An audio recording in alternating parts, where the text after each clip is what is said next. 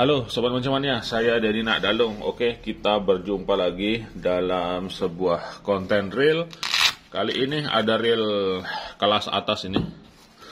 Oke, ini dia. Reel kelas atas, ini lambangnya udah familiar bukan? Oke, ada Daiwa seri tertinggi dari seri Daiwa SAL 3. Oke. Jadi Daiwa SAL 3 ini adalah yang high end-nya atau kelas atasnya atau nomor satunya daripada brand Daiwa, khususnya untuk di reel spinning ataupun reel overhead. Oke, jadi kalau sudah dengar nama SAL 3, maka ya sudahlah, kita sudah langsung menuju ke arah pemikiran dari mahalnya, kemudian dari teknologinya, kualitasnya, kemewahannya, dan lain sebagainya.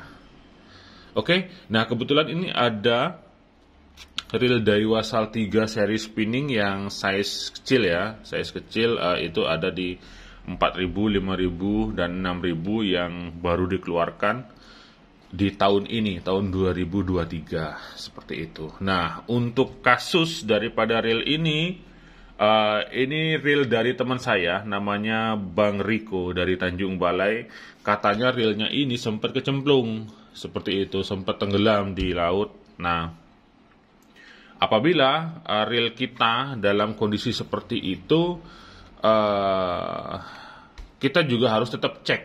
Oke, nanti takutnya ada air laut yang masuk ke dalam, meskipun entah nanti ke belakangnya dia akan korosi ataupun air laut yang masuk ke dalam reelnya itu berubah menjadi garam. Itu banyak sekali faktor yang menentukan seperti itu, karena di setiap daerah tingkat salinitas ataupun ketinggian kandungan garam itu beda-beda, seperti itu. Kalau di Bali pada khususnya, saya pastikan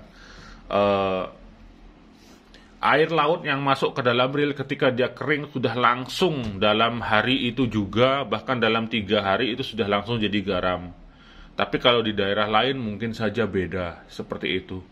Itu pun demikian dari material realnya juga. Kalau untuk kelas SAL 3 seperti ini, saya rasa tidak akan segampang itu untuk korosi ataupun keropos ataupun karatan apabila terkena air laut ataupun realnya dalam tenggelam di air laut, seperti itu. Jadi, tapi tetap tidak ada salahnya kita cek saja, seperti itu, untuk memastikan bagaimana kondisi dalamnya. Oke, dari penampilan sudahlah, susah ngomong saya. Ini memang bagus sekali. Oke, seperti ini. Ini klikernya. Klikernya nyaring sekali. Kemudian rotornya. Ini rotornya tipis dia. Tipis, jadi mengurangi bobot. Kemudian aerodinamis, jadi putarannya menjadi sangat lancar dan halus sekali. Oke, langsung saya akan mulai dari handle. Handlenya 2 piece, tapi dia ditempel permanen, jadi tidak ada goyang-goyang seperti ini. Nah, ini harus ada alat khusus. Ini saya nggak punya nih pakai bukanya. Saya nggak berani pakai tang, pakai alat yang lebih keras karena bakal cacat ya. Jadi bahannya harus khusus dari Daiwanya ataupun modif alat yang bisa membuka ini. Ini bisa aja pakai tang-tak gitu, tapi nanti resikonya bisa rusak dia. Oke, saya lewatkan dulu handlenya, kemudian lanjut lagi ke bagian spool.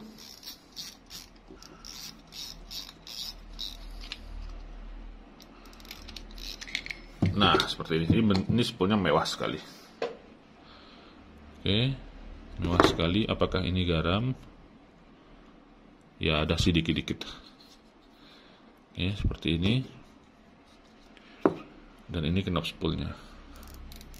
Build-nya sempurna, presisi dan mewah tentu saja, karena harganya juga lumayan ini. Dia tembus di berapa ya? 10 juta ya. Jadi kalau mau beli ini ya pastikan budgetnya cukup. Kalau saya kayaknya mimpi pun baru dimulai hari ini untuk punya SAL 3. Masih mimpi-mimpi saya. Oke, saya cek drag washernya. Nah, seperti ini drag washer, dan saya pakai Carbontech kelas kualitas bagus ini.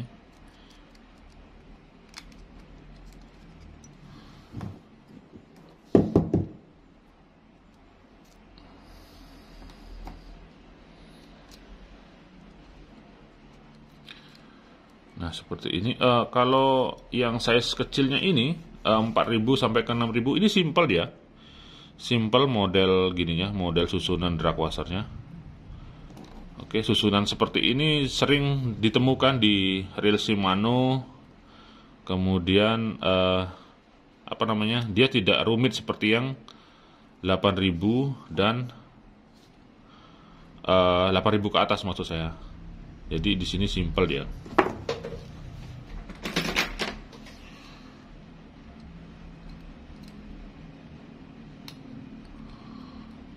Nah, seperti ini.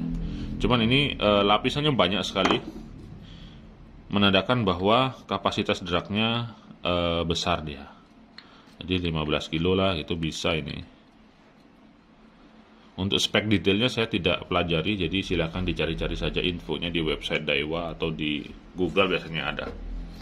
Tuh 2, 3, 4, 5. Ada 5 lapis drag washer dan key washer dia. Disupport oleh bearing di spool. Oke, sempurna untuk spoolnya. Kemudian di clickernya juga dia disupport bearing, jadi atas bawah ada bearingnya. Nah, seperti ini. Jadi balance dia spoolnya. Posisi spool di bagian depan ada bearing, di bagian belakang ada bearing. Jadi ketika ini mendapat tekanan dan dia mengharuskan berputar, ya balance. Jadi reel-reel murah, kalaupun mau memaksimalkan fungsi daripada spool, ya mencontoh yang seperti ini harusnya gitu. Jadi jangan nanggung-nanggung seperti itu. Oke, lanjut lagi. Saya akan buka clickernya.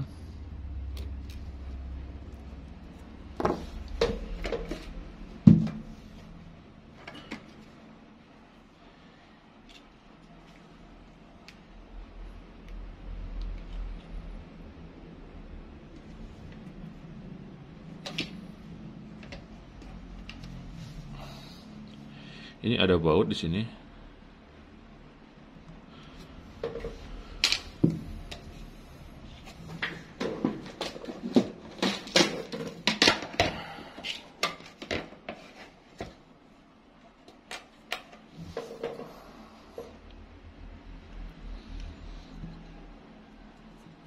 Oke, ada baut kecil, kayak Shimano punya sini. Nah, seperti ini.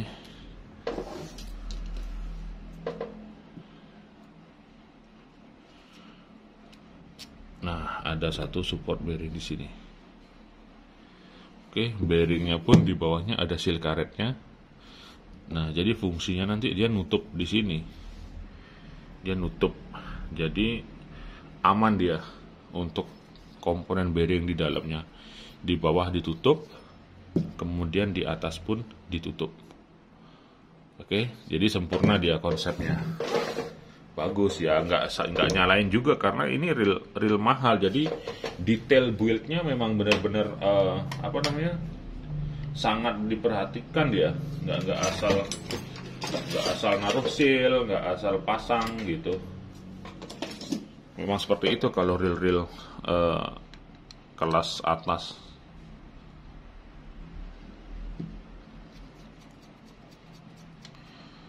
Oke, kemudian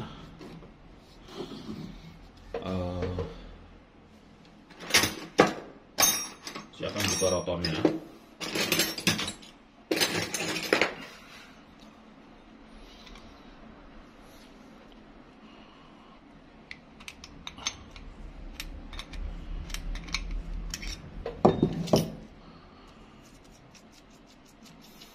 Nah, seperti ini. Ini rotornya, bahkan di rotornya ada bearing, ya, fungsinya sebagai floating system ini. Kemudian ada sealnya pun rapat sekali dia. Oke, ini floating systemnya, ada semacam pipa Jadi floating itu mengambang, dia akan mengurangi nanti gesekan langsung dengan si main shaft ini.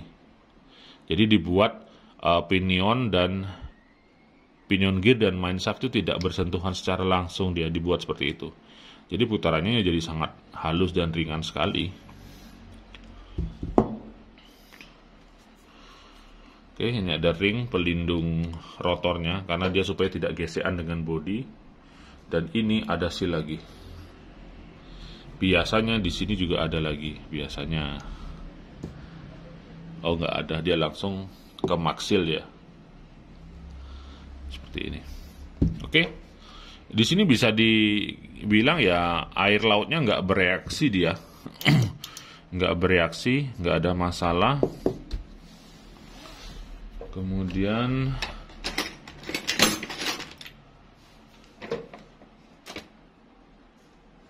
saya akan buka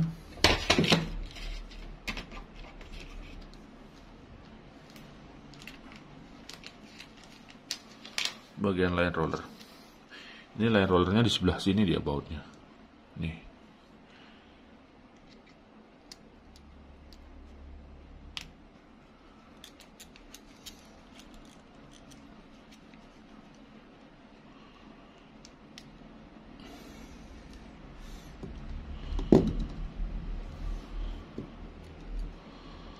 Oke, ini dia line rollernya. Di sini harus hati-hati juga karena biasanya kalau Saltiga pakai bearing maksil dia. Nah, ini bearing maksil, aman lah ini. Oke, saya kembalikan lagi supaya nggak berantakan dia maksilnya. Dia pakai bearing maksil.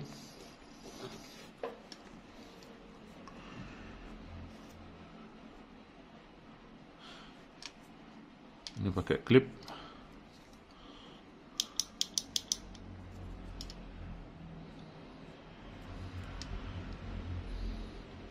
Oke, jadi untuk membukanya dia pakai klip ya.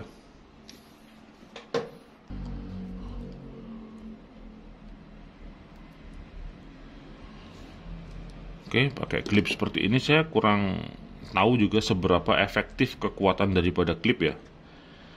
Karena pada umumnya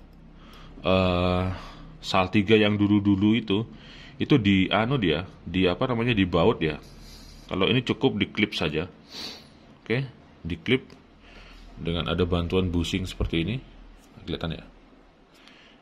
Oke, saya rasa untuk bagian sini juga sama sih sistemnya, cuman nanti ada pir lagi.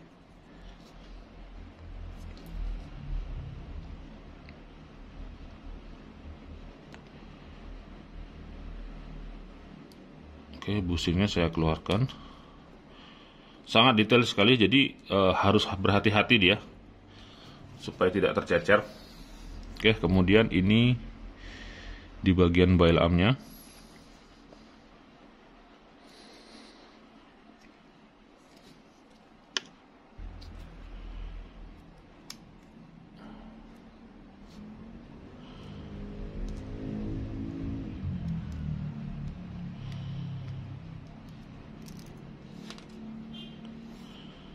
Oke, ditumpuk di antara klip dan ring, kemudian kita bisa buka ini.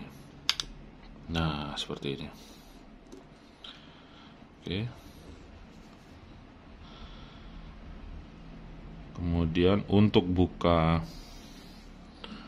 apa namanya? Untuk buka ini bail arm, dia dari sini dia. Nah, harus gini. Jadi perlu obeng bintang yang panjang, nembusnya sampai sini. Tas. Desain yang bikin rumit, oke. Bisa dibuka, cuman rumit sekali, rumit dan ruwet. Seperti itu. Saya tidak menyalahkan sih, karena sebuah reel mahal yang memang harus seperti itu, harus eksklusif dia. Nggak sembarangan bisa buka. Tapi di sini saya sudah bisa mengakses si ujung daripada spring guide-nya, jadi pakai besi dia. Oke, sudah melakukan perubahan, dimana kalau Daiwa yang dulu itu masih pakai zinc. Ya semoga saja istilahnya perubahan ini memang menjadi ke arah yang lebih baik. Oke, setidaknya suara saya yang sering menyuarakan dulu telah dilakukan perubahan. Tapi saya nggak tahu ada hubungannya dengan yang saya suarakan atau tidak. Tapi ini adalah tujuan yang bagus dia. Oke, bagus ini. Untuk rotor di sini sangat ringan sekali, oke, dan tentu saja kaku sekali karena dia bahannya metal dia. Oke, seperti ini. Sempurna untuk di bagian rotornya. Cuman itu dia build-nya ataupun sistem konsepnya rumit ya. Oke, lanjut lagi ke bagian maksil. Nah, ini maksil bisa dibuka seperti ini aja. Dulu ketika orang belum pernah mengenal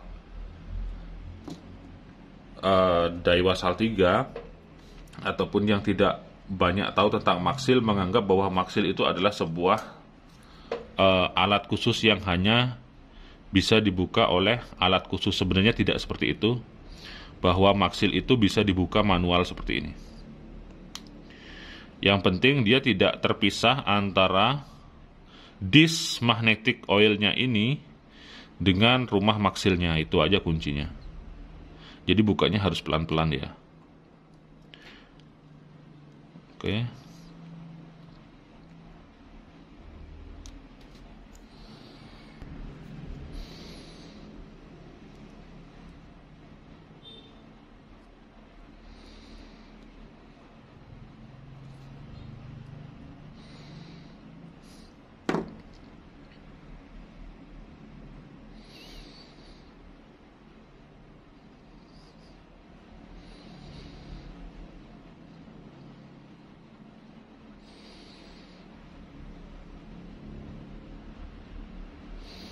Ya, jadi seperti ini dia.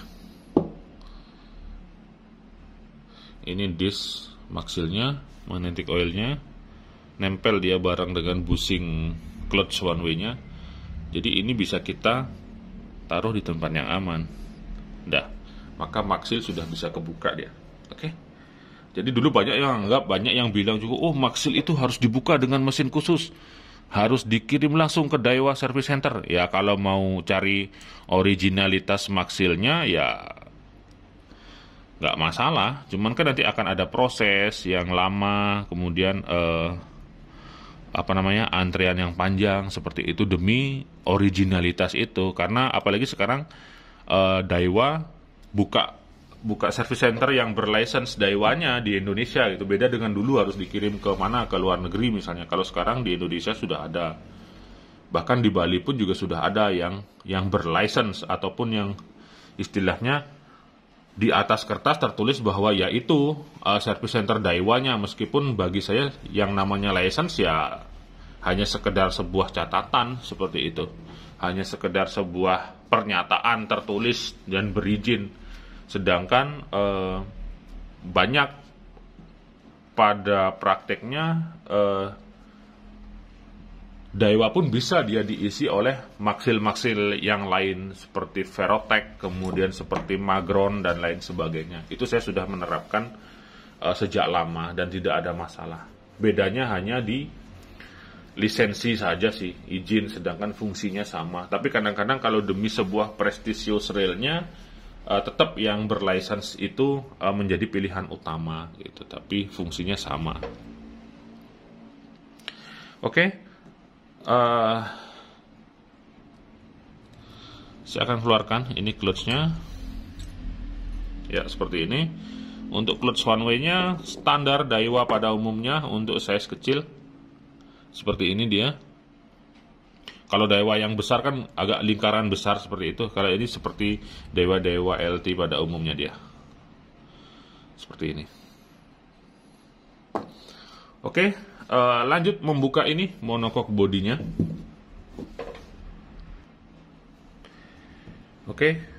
Monocoque body ini juga spesial dari Daiwa. Jadi tidak gampang juga untuk dibuka karena harus ada alat seperti ini. Ini namanya monocoque opener. Nah, seperti ini dia. Jadi tinggal kita pasang di sini.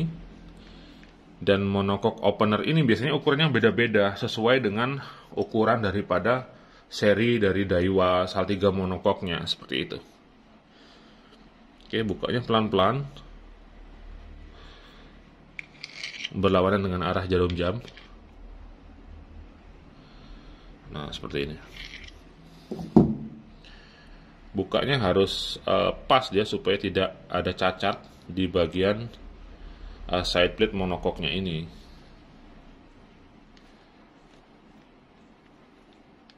Nah, ini udah terbuka. Oke. Jadi harus pelan-pelan. Kadang-kadang kalau salah teknik ini bisa membuat side plate-nya cacat ya. Seperti itu.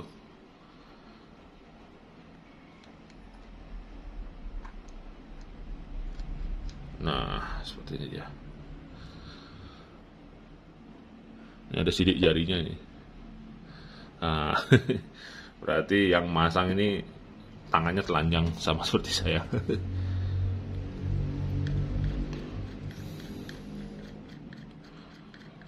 Oke, kemudian kita bisa biasanya sih bisa ditarik ini gearnya, tapi ini agak berat. Oke, saya akan cari tahu dulu. Di sini juga kita buka monokoknya.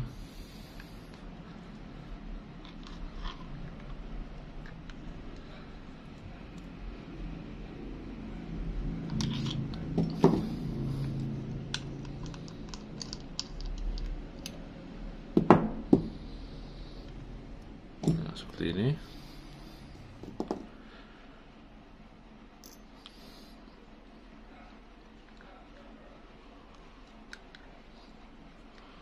Oke, kemudian untuk ini body covernya dia bukanya ada di depan.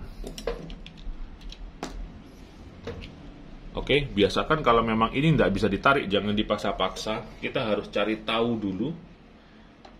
Cari tahu dulu arah bukanya seperti apa. Kalau sebelumnya saya pernah buka yang size besar, itu bisa dibuka dari ditarik saja. Ditarik itu sudah bisa dia. Kalau ini nggak bisa, maka saya akan buka ini dulu, body cover bagian belakang. Di sini.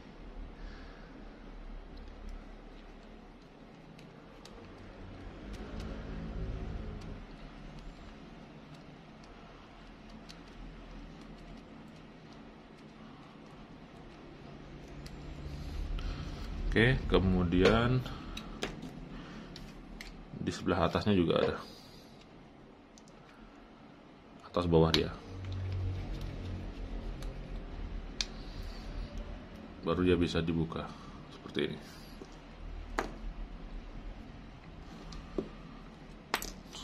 Oke.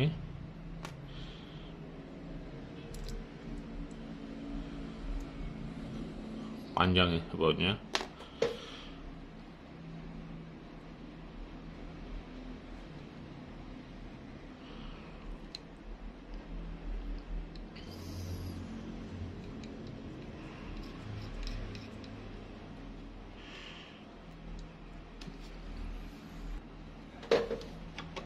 Oke, ini akan saya buka di depan dulu untuk supaya memudahkan lepas gearnya.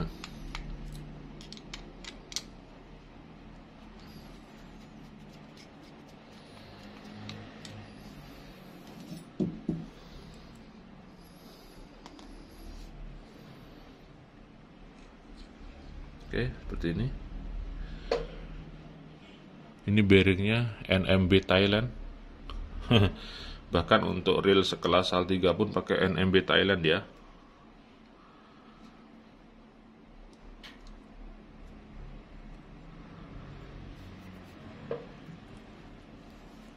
Kemudian floatingnya bisa kita dorong.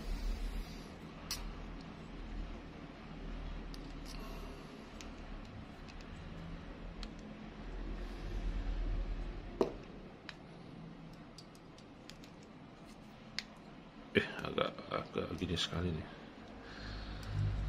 agak riskan sekali dia.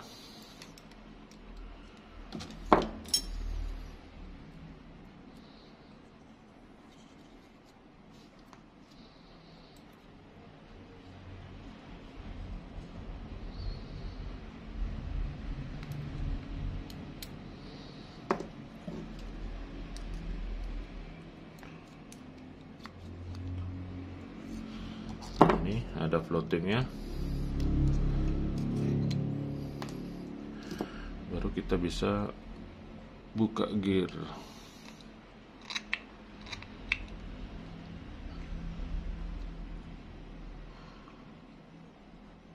Presisi sekali dia. Oke, setelah membuka pinion gear, kita bisa keluarkan ini slider guide-nya.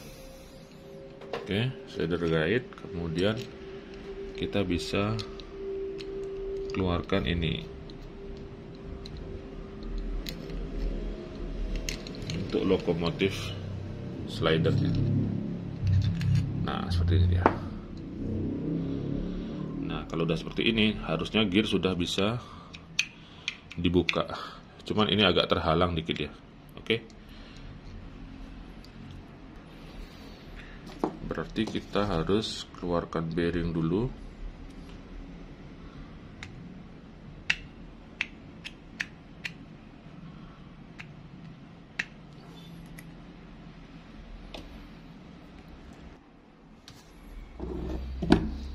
Oke, ini bearingnya bisa didorong.